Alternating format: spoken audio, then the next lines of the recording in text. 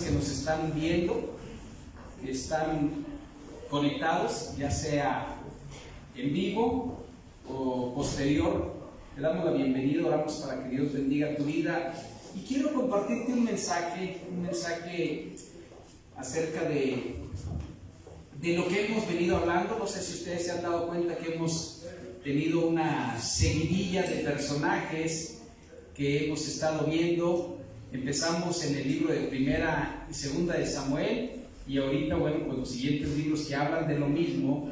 Estoy viendo los estudios en base al libro de los Reyes. Empezamos viendo primero la vida del sacerdote Elí, de Samuel el profeta, después vimos la vida de Saúl, el primer rey de Israel, después vimos la vida de David, vimos la cúspide de donde Dios levantó a David, vimos también pues cuando David comete errores, vimos la vez anterior la vida de Salomón y cómo él pidió de manera acertada sabiduría. Y quiero continuar hablando acerca de la vida del rey Salomón, y el mensaje lleva por título De sabio a insensato, porque hoy te voy a hablar acerca de los errores que cometió el rey Salomón y que lamentablemente fueron su perdición. Es en base a sus decisiones que él pasa de ser un hombre sabio a ser un hombre insensato. La época de oro de Israel se inició bajo el reinado de David y continuó con Salomón. Durante los 40 largos años en que Salomón fue rey de Israel, hubo paz y unidad en todo su vasto dominio. Sin embargo, al final de su reinado, Israel estaba en bancarrota espiritual. Su prestigio había declinado, el deterioro y las dificultades se manifestaban en todo. Un año después de la muerte de Salomón, el país se dividió en dos reinos y el curso de la historia de Israel quedó permanentemente alterado. ¿Qué fue lo que llevó a la nación desde tales alturas a profundidades tan trágicas? Bueno, pues podemos verlo en lo que la palabra de Dios dice, y quiero que vayas ahí a la palabra de Dios, Primera de Reyes, capítulo 10, 14, 25. Si ustedes se dan cuenta, yo utilizo diferentes versiones de la Biblia. No crean que porque quiero confundirlo, es en sí porque son las que son más ad hoc en cuanto a su lenguaje, pero bueno, pues el contexto es el mismo. Casi la gran mayoría tiene lo que es la Reina Valera, o algunos ya están teniendo lo que es la Nueva Traducción Viviente, pero hoy vamos a ver la traducción lenguaje actual, y dice así: Primera de Reyes 10 del 14 al 25, lleva por título Sabiduría y riqueza de Salomón. Si usted en su Biblia no lo ve como viene, en las pantallas se está mostrando para que usted pueda tenerlo. Dice: cada año el rey Salomón recibía alrededor de 22,000 kilos de oro, sin contar los impuestos que le pagaban los comerciantes, los reyes de Arabia y los gobernantes del país. Salomón mandó a hacer 200 escudos grandes y 300 pequeños, y los puso en el palacio llamado Bosque de Líbano. Cada uno de los escudos grandes pesaba 6 kilos de oro, y los pequeños pesaban poco más de 1,5 kilos. También mandó hacer un trono grande de marfil recubierto con oro puro. El respaldo era redondo y tenía 2 brazos. Al lado de cada brazo había un león de pie, el otro tenía 6 escalones. Y las copas del rey y todos los platos del palacio Bosques del Líbano eran de oro puro. En aquella época no había nada de plata porque no la consideraban de mucho valor. Los barcos del rey Salomón y los del rey Hiram viajaban juntos, y cada 3 años traían de Tarsis oro, plata, marfil, monos y pavos reales. El rey Salomón era más sabio y más rico que todos los reyes de esa región. Todo el mundo quería verlo y escuchar la sabiduría que Dios le había dado. Así que cada año le llevaban regalos de oro, plata, perfumes, caballos y mulas. Lo que podemos nosotros ver es que el rey Salomón era un hombre de éxito, y todo gracias a que, pues obviamente Dios tenía la mano puesta sobre la vida de Salomón y su reinado, pero también porque Dios lo había hecho un hombre sabio, en el cual obviamente era una petición que solicitó Salomón. Y aquí vemos el esplendor de su riqueza, ¿verdad? Tenía de todo, de tal manera que había tanta plata que ni siquiera se consideraba de valor. La gente venía a escucharlo, cómo disertaba. Yo no sé si ustedes les llega a suceder, pero hay personas que tienen cierta autoridad, cierto conocimiento y que nos gusta escucharlo, ¿verdad? Especialmente como creyentes hay algunos predicadores que a nosotros nos gusta escuchar y nos deleitamos y decimos, wow, qué revelación tiene. Definitivamente Dios les da la sabiduría, la revelación, pero cuando nosotros los escuchamos, pues yo sé que ellos en alguna manera le dan la gloria a Dios, pero se sienten honrados. Así se sentía Salomón. Era una persona que era respetada y obviamente era valorada. ¿Por qué? Pues porque tenía la sabiduría de Dios. Sin embargo, en algún momento de su vida, no sé cuándo, él desvía su corazón. Y entonces lo que pudo haber redundado en bendición, de acuerdo a sus decisiones que no eran sabias ya, empezaron a traer su desdicha y obviamente su reino empezó a ser minado. Fíjese bien lo que dice Primera de Reyes 11, ahí mismo la misma versión, 11 del 1 al 13. Dice, Salomón desobedece a Dios. Dice, Salomón tuvo 700 esposas extranjeras, ¿sí? Que eran princesas. Entre ellas estaba la hija del rey de Egipto, además de otras mujeres moabitas, amonitas, edomitas, hititas y sidonias. También tuvo 300 mujeres con las que vivió sin haberse casado. O sea, tuvo 700 mujeres, esposas que tenían su apellido y 300 concubinas. Imagínate, 1000 mujeres. Dios le había dicho a los israelitas, no se casen con mujeres extranjeras porque ellas los harán adorar a sus dioses. Y así sucedió. Cuando Salomón llegó a viejo, sus mujeres lo apartaron de Dios y lo hicieron adorar a otros dioses.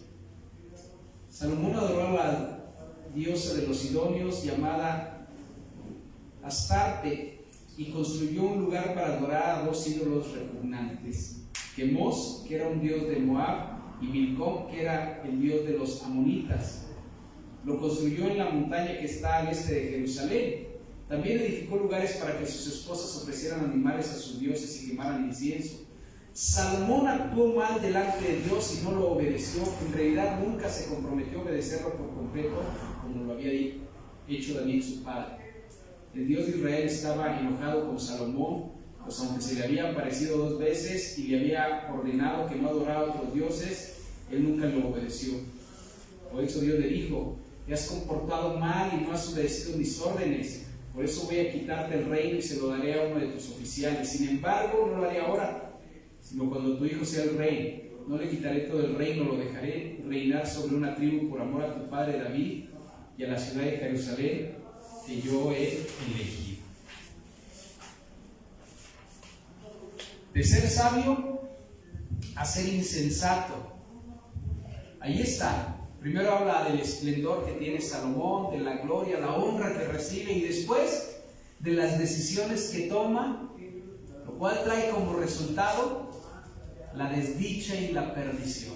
¿Por qué? Por las decisiones que se llegan a tomar. Y nosotros tenemos que saber algo, familia.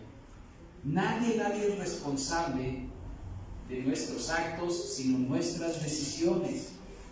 Y siempre es bien importante que nosotros sepamos que cuando dejemos de justificarnos y busquemos en nosotros la responsabilidad por las cosas que no están sucediendo bien, entonces vamos a empezar a cambiar y vamos a crecer. Lo contrario, lamentablemente, va a ser muy desastroso. Ayer, finalmente, pude entrar al Cerezo o al Cerepreso o Ceterezo, no sé cómo se dice, a la cárcel. Y fue impactante para mí, ¿eh? Nunca había estado en la cárcel ni había ido a visitar a alguien. Entonces llegué y hay un pequeño filtro, primero para checar todo el protocolo. Llegas a trabajo social, le dices a dónde vas y con quién vas, y luego dejas lo que tú traes ahí. No puedes entrar con sudaderas ni camisas oscuras, no puedes llevar relojes, no puedes llevar teléfonos celulares. Y entonces revisan todo lo que tú traes, te toman una fotografía y luego te dan una pequeña, un pase que tiene un código QR o un código de barras, que es con el que tú pasas. Si se te pierde, te quedas adentro. No puedes salir si no lo traes ese, porque ese trae tu fotografía. Y entonces después de que te dan, te pasan a báscula, a revisión, te ponen así y te checan todo. Y luego pasas y está el custodio, y el custodio te toma la fotografía, te hace una serie de preguntas, y luego pasas por otro filtro hasta que llegas a donde están los presos. Y ahí estaba la iglesia de Dios, 15 personas, un pastor y 15 personas. Y bueno, pues fue impactante para mí, porque me doy cuenta de lo importante que es la libertad que se puede tener, pero en Cristo. La libertad que se puede tener en Cristo. El año pasado estuve predicando, o los pastores de la red predicamos en el Centro de Vida Ágape. Entonces cada 3 meses hacen un encuentro con Cristo, y los pastores apoyamos, además de que los martes o nos invitan a diferentes días. Y el año pasado pues yo estuve predicando a varias personas que están ahí, y me encontré a 2 personas que les prediqué en el CBA el año pasado. Me las encontré ahí adentro, uno por robo culposo y otro por homicidio. El año pasado estaban en el CBA y ahorita están en prisión. Recibieron de Dios, oramos por ellos, pero sus decisiones hicieron que estuvieran de la sabiduría expuestos a la presencia de Dios, a la insensatez expuestos a las vanidades de su corazón. Muy impactante para mí. Me encontré también a una persona que vive por la casa y que en mi vida lo volví a ver y lo vi ahí en ese lugar. Estando ahí me doy cuenta de que estaba en la cárcel, porque en realidad fue familiar a lo mejor ver algunos rostros, pero dije, caray, yo estoy fuera y ellos están adentro. Me encontré a un amigo de la familia, se llama Job, un hombre que jugó con mis hermanos fútbol, con todos los jóvenes de Ágape, y que está ahí, inculpado por algo que no hizo, que tiene 5 años esperando sentencia, que está acusado por homicidio que no cometió, y bueno, pues no le han dado sentencia. Ya trae lentes, ya trae su cabello corto porque andaba con el cabello así grande, y los domingos se iba con los muchachos de aquí de la iglesia, nos íbamos todos a jugar, ¿verdad? Y bueno, pues le pregunté, ¿qué onda? ¿Cómo estás? Bien, bien. ¿Y cómo te va? Dice, bueno, pues no estoy en la mejor condición, pero Dios tiene control de las cosas. Dice, si me dijeran cuál es el saldo que saco de esta decisión o de esta situación, es que aquí conocí a Jesús y ahora le sirvo con todo mi corazón. No cambiaría la experiencia de haberme encontrado con Cristo en una situación como esa. Y bueno, pues después del pastor, él es de los ancianos de la iglesia, tiene 24, 25 años.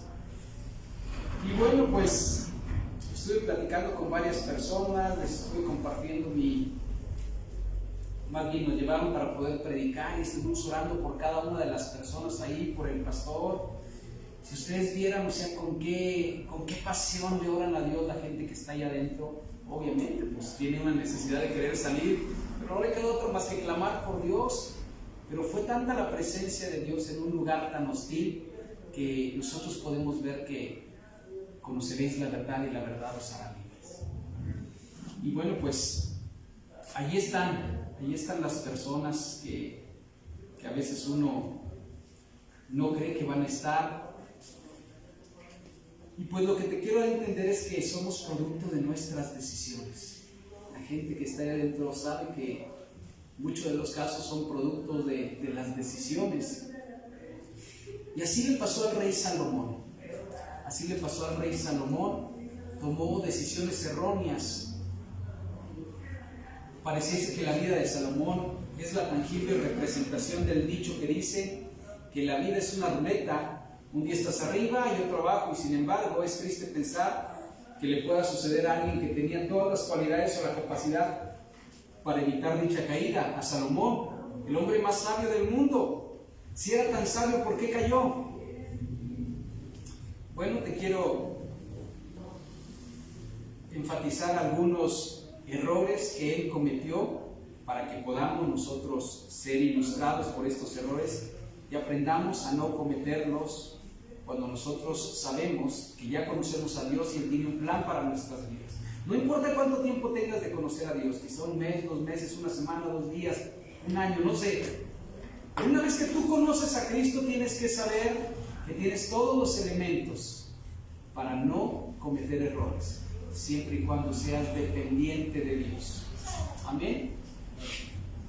Lo primero que nosotros podemos ver es que Salomón se envaneció. En el momento en que Salomón conoce la ley de Dios, porque su padre era un hombre, el rey David, celoso de esa ley, pues lo más probable es que apegándose a esa ley no se iba a desviar. Pero de repente empiezas a escuchar: ¡wow! ¡Qué bien lo haces! ¡Qué sabiduría! ¡Qué sapiencia! ¿Ya viste la comida, los manjares que sirven, las decoraciones que hay en el templo? ¿En qué tipo de vasos toma? ¿Vasos de oro? Y Salomón así como que, bueno, la gloria del Señor, pero le roba un poquito de gloria, porque si no hubiera sujeto, entonces no hay Dios. Empezaba a robarle la gloria a Dios, empezaba a robarle la gloria a Dios, hasta un momento en donde se envaneció. ¿Qué es envanecerse? Simple y sencillamente no dar fruto y no tener un destino o un propósito. Salomón se envaneció. ¿Y se envaneció por qué? Porque fue seducido por la gloria de los hombres. Esa parte no se puede negar. Cuando tú estés en el Señor y te empiece a ir un poquito bien, no te envanezcas. Somete más a tu carne. No le des licencias de decir: híjole, si no fuera por mí. ¿Por qué? Porque el pez por su boca muere. Entonces tú no puedes decir nada que pueda exaltar a tu carne. Lo segundo es que Salomón en la bonanza sutilmente cambia su lealtad de Dios a sí mismo. Él era un hombre que le servía a Dios, ¿cierto? Y que cuando no tenía nada, le dijo: ¿qué es lo que quieres, Salomón? Entonces dijo: Señor, pues necesito buen juicio para gobernar. ¿Quién va a poder gobernar tu pueblo? ¿Y qué pasó en ese momento? En ese momento él era una persona que le daba en su corazón en primer lugar a Dios y le reverenciaba a Él. Pero cuando él empieza a escuchar que las cosas se están haciendo bien, yo creo que dijo: un poco de veneno no mata. Y al envanecerse en su corazón, en ese tiempo de bonanza, entonces dijo: ¿sabes qué? Ya no es necesario que yo sea leal a Dios.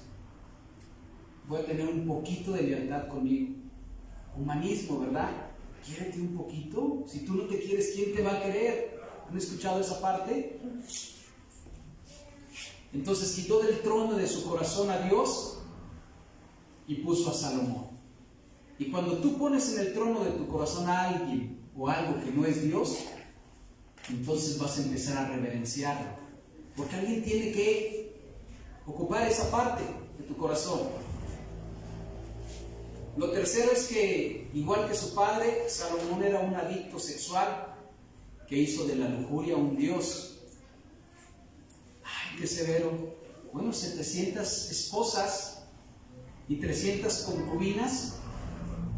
Segurísimo que no pasaba más de una noche con alguien.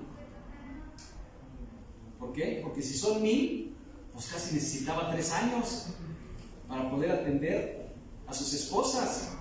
Lo más probable es que hoy estaba con una y la veía como un logro, y el día de mañana veía a otra muchacha y decía: preséntamela, ¿verdad? Quiero conocerla.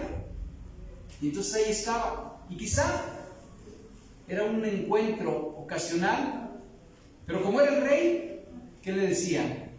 no te preocupes, a ti no te va a faltar nada, vas a estar con el rey. Y obviamente, pues de esa manera él empezaba a satisfacer sus deseos. Cuando nosotros somos personas, y no necesariamente la lujuria, que estamos satisfaciendo nuestros deseos, entonces nos vamos a volver esclavos o adictos de aquello que nos gusta. En este caso él era un adicto sexual. Pero ¿qué es lo que te gusta? Los buenos carros, los buenos teléfonos, los buenos trabajos, la buena ropa. ¿Qué es lo que te gusta? Porque muchas veces eso impide que verdaderamente tú te entregues a Dios. Tu propia satisfacción, tu propia reputación. Sin darte cuenta, a veces puedes estar embebecido por algo que dices, es inocente, y le vas acumulando minutos, cantidades, y que a la larga estás tan separado de Dios que esa adicción definitivamente te tiene desconectado de Dios. Ahora, si él andaba buscando mujeres por doquier, pues seguro que no buscaba a Dios. Entonces hay un enfriamiento. Y si hay un enfriamiento, pues definitivamente el Espíritu de Dios no se manifiesta en su vida. Y a veces así nos pasa cuando nosotros estamos buscando algo de lo cual nos hemos vuelto esclavos. Salomón creo que adquirió sabiduría de Dios al principio, pero es muy probable que haya sustituido esa sabiduría con la sabiduría terrenal. ¿Por qué? Porque muchas veces las cosas profundas pueden ser atractivas, pero no necesariamente tienen como fin que Dios sea honrado o glorificado. Cierto que él empezó siendo y pidiendo ser un hombre sabio, pero lo más probable es que le pasó lo que dice el libro de Santiago. Dice, si alguno de vosotros quiere sabiduría, pues pídasela a Dios, el cual la va a dar en abundancia. Dice, pero pídalo sin dudar. Dice, ¿qué sabiduría? La sabiduría que viene de lo alto, la que es de Dios. Dice, no terrenal, no demoníaca. Él empezó pidiendo sabiduría de Dios y terminó adquiriendo sabiduría terrenal. Lamentablemente la sabiduría de este mundo no te da un elemento que es indispensable, porque no se ve que lo haya pedido: el temor de Dios en el corazón.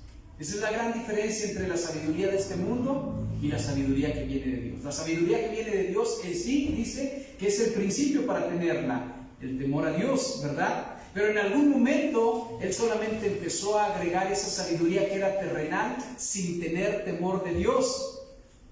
Por eso, si usted en algún momento llega a decir, yo voy a orar como Salomón, Padre, dame sabiduría, agréguele esto. Y en la medida que tú agregues sabiduría, pon temor tuyo en mi corazón, para que yo no me aleje. Él dejó de pedir el temor de Dios en su corazón y entonces empezó a proliferar en la sabiduría terrenal de este mundo. La sabiduría terrenal te hace olvidarte del temor de Dios en tu vida. Por tal motivo, tú tienes que saber que cuando hablas acerca de ese temor que hay en tu corazón, tiene que ver con que tú tengas a Dios en el centro de tu corazón y que sea lo más importante para tu vida. Ahí no puedes distinguir entre la sabiduría terrenal y entre la sabiduría divina. Siempre vas a poder ser una persona que seas dependiente de Dios. Pero si en algún momento ya no tienes una dependencia de Dios, a pesar de que seas muy sabio, obviamente te estás alejando de Él. Amén. ¿Cuáles fueron las consecuencias de la apostasía, del alejamiento o del abandono de Salomón hacia Dios? ¿Cuáles fueron? El primero dice que el reino se dividió. El propósito divino se interrumpió por las decisiones de un hombre. Bueno, en ese tiempo Dios confronta a Salomón y le dice, Salomón, yo te di todo lo que tú me pediste, y más aún, pero pareciese como que tu lealtad no me la estás dando a mí, se la estás dando a aquello que tú estás idolatrando. Por tal motivo, en tu infidelidad, entonces voy a dividir el reino. Y por misericordia porque me acuerdo de David, que fue un hombre que sí anduvo en mis caminos, dejaré que solamente gobierne sobre una tribu. Y entonces dice, pero no va a ser no va a ser en tu reinado. ¿Por qué? Porque la palabra Salomón significa príncipe de paz o rey de paz. Entonces Dios le iba a contradecir el nombre que tenía este rey. Le dice, en tu reinado habrá paz, pero a tu hijo le voy a dividir el reino. La decisión que tomó este Dios en su presente, este hombre en su presente, afectó el acontecer futuro.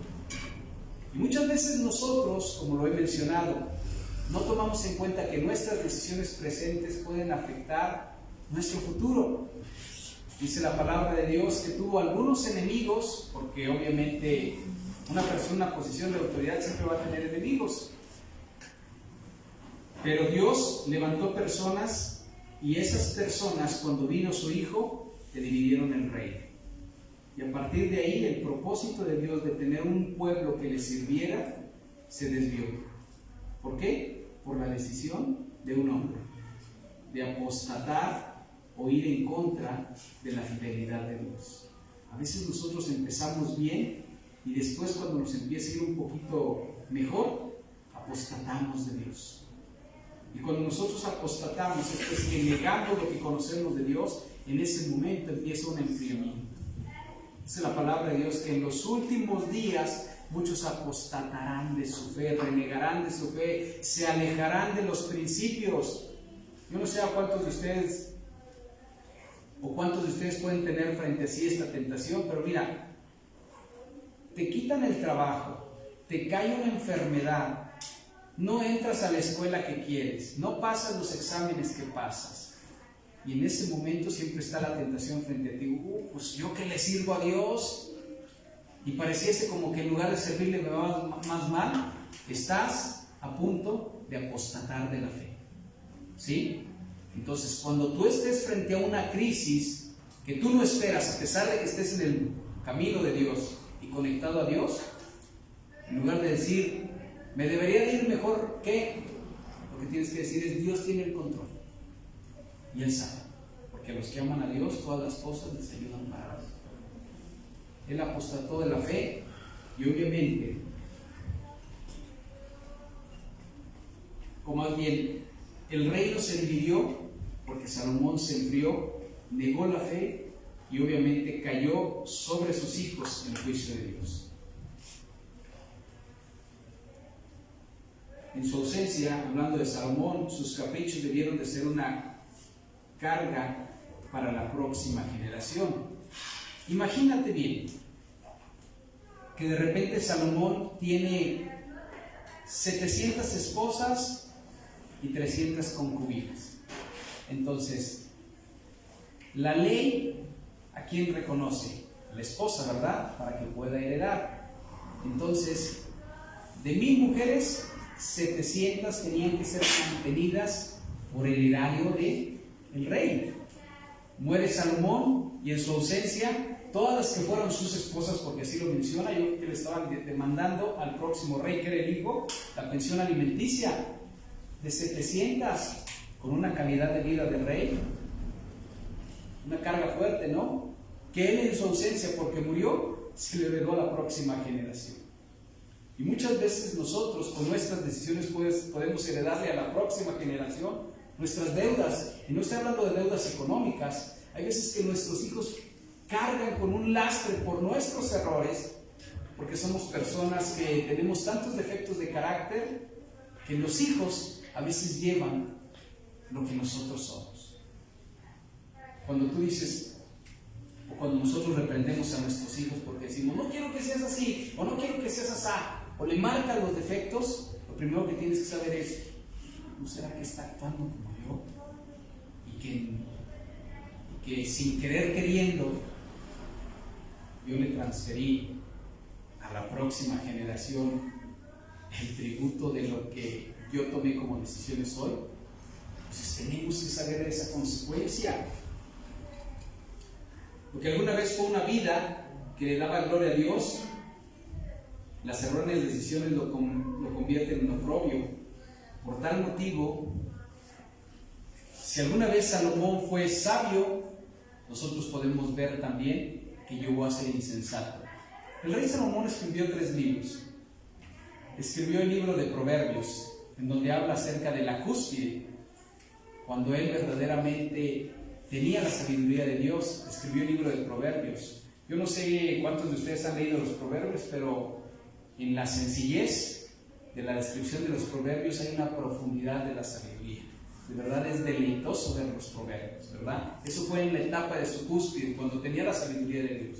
Después, cuando andaba de enamorado, le compuso un poema que lo hicieron libro, que es el Cantar de los Cantares a una mujer, que era la Sunamita.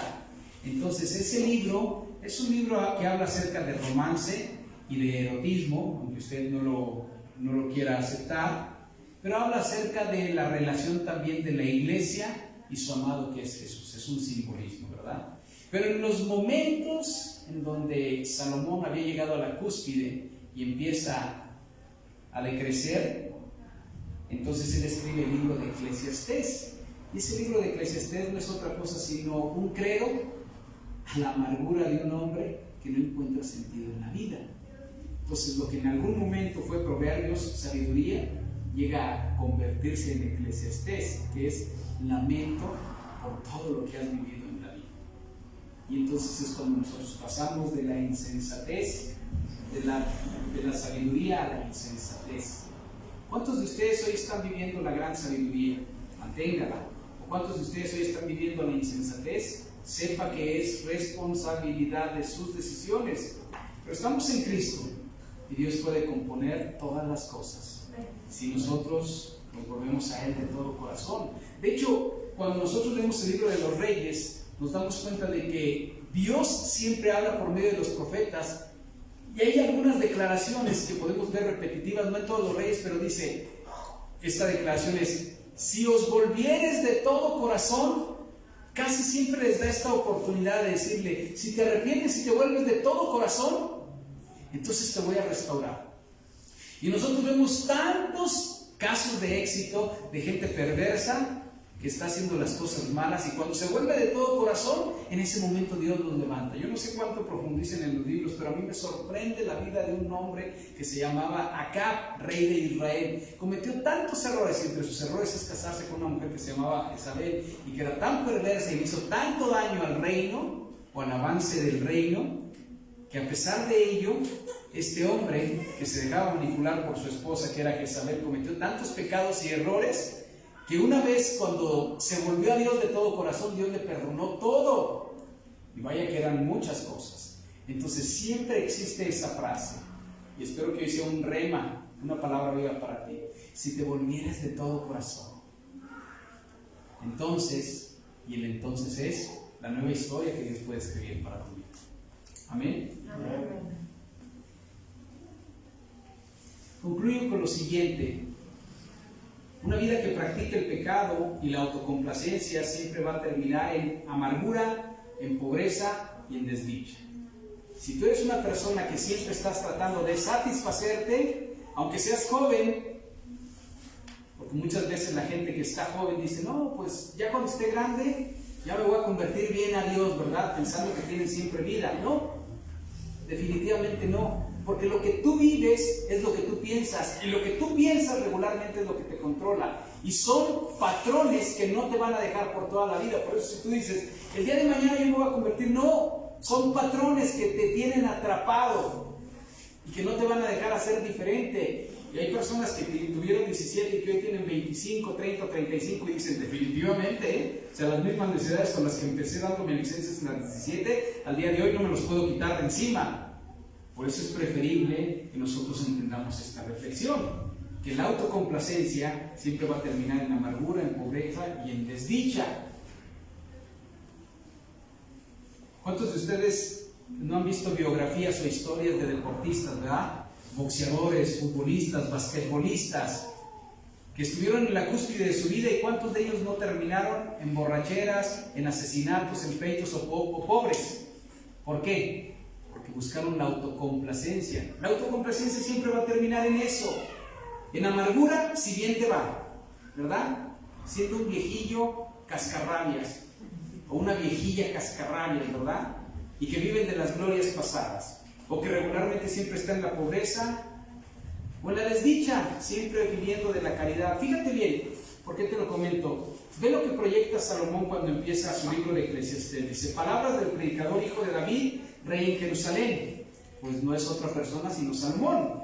Y dice, en el capítulo 1, dice: vanidad de vanidades, dijo el predicador, vanidad de vanidades, todo es vanidad. Dice: ¿qué provecho tiene el hombre de todo su trabajo con que se afana debajo del sol? Generación va y generación viene. Imagínate estar escuchando a una persona, no sé si tú alguna vez has escuchado una persona que se la vive lamentándose, o que vive de recuerdos más que lamentándose. ¿Han escuchado? ¿Cuántos dicen: no hombre, yo me acuerdo cuando esto, o yo me acuerdo cuando aquello? Vive de recuerdos. Y ahí más o menos como que es pasable, ¿verdad? Pero cuando se la pasa renegando: no hombre, si estos supieran lo que verdaderamente es importante, porque yo viví esto, porque yo viví aquello. Cuando se la pasan renegando, te dices: oh, ya voy a empezar. Máxime si es tu papá o tu mamá, imagínate. Qué tormento para los hijos, ¿verdad? Pero fíjate bien lo que dice él. Dice: vanidad de vanidades. Dice: todo es vana ilusión. Y yo creo que tenía ahí un grupo de niños o un grupo de jóvenes como diciendo: a nosotros nos gustaría tener el esplendor que tú tienes. ¿Cómo lo hiciste? Y él: vanidad de vanidades, todo es vana ilusión, no te pierdes de mucho. Pues qué egoísta, ¿no? Porque él ya lo vivió. Pero imagínate toda la amargura que estaba saliendo de su corazón. Dice: generación va y generación viene, mas la tierra siempre permanece. Sale el sol y se pone el sol, y se apresura a volver al lugar de donde se levantó. Y si tú fueras un padre de familia que está diciendo eso: híjole, pues que mi papá nunca va a tener una perspectiva positiva acerca de la vida, porque todo lo que le digo me dice: no vale la pena. Eso es amargura. Dice aquí en el 6: el viento tira hacia el sur y rodea al norte, va girando de continuo y a sus giros vuelve el viento de nuevo. Los ríos todos van a la mar y el mar no se llena. Al lugar de donde los ríos vinieron, allí vuelven para correr de nuevo. Todas las cosas, dice, son fatigosas más de lo que el hombre puede expresar. Nunca se sacia el ojo de ver ni el oído de oír. ¿Qué es lo que fue? Pues lo mismo que será. ¿Y qué es lo que ha sido hecho? Lo mismo que será. Y nada hay nuevo debajo del sol. ¿Hay algo que se puede decir: aquí esto es nuevo? Ya fue en los siglos que han precedido. No hay memoria de lo que precedió, ni tampoco de lo que sucederá. Habrá memoria en lo que será después. ¿Conocen de esa gente? En inglés se llaman killjoy. Matan el gozo, ¿verdad? Le dices algo y tú dices: ese ya me lo sé, así va a ser, ¿verdad? ¿Sí conocen de esos? Amargura en el corazón. ¿Por qué? Por la autocomplacencia. Porque viven para poder ser sus propios dioses. Y eso le pasó a Salomón. Pero aquí hay una frase que me llamó la atención y que dice así, en el verso 3 dice: ¿qué provecho tiene el hombre de todo su trabajo con que se afana debajo del sol? Ahí está la clave de la amargura de este hombre. Porque en algún momento, ¿quién habita arriba del sol? Dios. Y abajo del sol, los hombres. Su perspectiva en algún momento fue terrenal. Y cuando tienes una perspectiva terrenal, lo temporal es lo que te importa. Y cuando no se dan las cosas temporales te amargas, ¿verdad que sí? Pero cuando tienes una perspectiva arriba del sol, que dices: bueno, no importa lo que tenga, pero en algún momento voy a estar con Dios, llega a haber gozo en tu vida. ¿Cuántos jovencitos hoy están frustrados porque dicen: ya tengo 27, 28, ya tengo 17, 18, no me he casado, o yo tengo un teléfono que tiene la pantalla rota y fulano de tal ya tiene otro mejor, o ¿sabes qué? No tengo lo que mis amigos, ya debería ir a la segunda casa, porque tienes la perspectiva debajo del sol. Pero si tan solo pensaras que Dios tiene una vida eterna para ti, te convirtieras a Dios y no estuvieras clavado en lo que te llama la atención ahorita. Pero como tu perspectiva es muy terrenal, te va a pasar lo que es Salomón. ¿Qué provecho tiene que yo pase comprando el iPhone cada que sale? Ya hasta me aburrí. Y nada más me dura la emoción 2, 3 meses, ¿verdad? ¿Qué provecho tiene que tenga un carro del año? Lo debo, ¿sí? Y después sacarlo, híjole, endeudarme otra vez. Hay personas que tienen 27, 28, 29 años Y emocionalmente ya se andan jubilando, ya no tienen ilusiones. Ya son decrépitos. ¿Por qué? Porque todo es del sol para abajo. Y del sol para abajo todo es temporal. Pero cuando tú veas del sol para arriba y voltees y veas que hay uno eterno, vas a decir, si está esto, está bien, pero me queda todavía aquella emoción. De tal manera que nosotros llegamos a entender que es una opción ser sabio o ser insensato. Pero todo depende del principio de la sabiduría, el temor a Jehová. Si hay temor a Dios, entonces nuestra perspectiva es del sol para arriba. Si no hay temor de Dios, a pesar de que vengas a la iglesia, tu perspectiva es el sol para abajo. Y puedes estar yendo a todas las células, y puedes estar yendo a todos los ministerios, y puedes hacer lo que quieras, pero cíclicamente siempre vas a ser infeliz en tu corazón. ¿Por qué? Porque decidiste que tu felicidad esté del sol para abajo. Cuando tú creas que sin tener lo que quieres vale la pena la vida, entonces estás viendo del sol para arriba. Porque del sol para arriba existe el eterno. Y ese no muere, ese está por siempre. Amén. Hemos terminado este mensaje.